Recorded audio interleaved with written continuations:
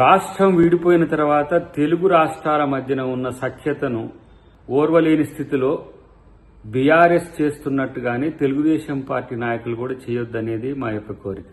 తెలంగాణ ప్రభుత్వం రెండు రాష్ట్రాల మధ్యన ఉన్న జలజగడాలను శాశ్వత పరిష్కారం కొరకు చేస్తున్న ప్రయత్నంలో భాగంగా అటు కేంద్రంతోనూ ఇటు ఆంధ్రప్రదేశ్తోనూ కూడా సఖ్యత ఏ విధంగా కుదురుతుందనే ఆలోచన చేస్తున్నాం. కానీ మిత్రుడు లోకేష్ ఇచ్చిన ప్రకటన మళ్లీ తెలంగాణ ఆంధ్ర మధ్యన వైరుధ్యాలు సృష్టించే విధంగా ఉంది. మరి కేటీఆర్ ఏమన్నా కలిసి చెప్పిన అంశాల్లో ఆంధ్ర సెంటిమెంట్ను రెచ్చగొట్టమని ఏమైనా చెప్పిండా తెలియదు. కానీ ఇక్కడ టీఆర్ఎస్ అదే చేస్తున్నది.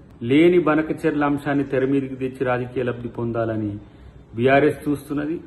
విషయం సద్దుమణిగి ఇరు రాష్ట్రాల మధ్యన సఖ్యత కుదిరే సమయంలో లోకేష్ ప్రకటన ఏ విధంగా చూడాలనేది ఇరు రాష్ట్రాల ప్రజలకు కొంత సందిగ్ధత ఉంటుంది. ఈ సందిగ్ధాన్ని క్రియేట్ చేయడం అంటేనే సమస్యను కొనసాగించడం. సో ఇక్కడ అంతర్జాతీయ జల వివాదాల సమస్య ఉంది, రాష్ట్రంలో ఉండే జల వివాదాల సమస్య ఉంది, రాష్ట్రాల మధ్యన ఉండే జల వివాదాల సమస్యలు ఉంటే వాటిని పరిష్కరించుకునేందుకు చట్టాలున్నాయి, అంతకు మించి సిడబ్ల్యూసీ ఉంది, ఇంకా కొన్ని ప్రమాణాలతో కూడిన చర్చలు చేసుకునే అవకాశం కూడా లేకపోలేదు.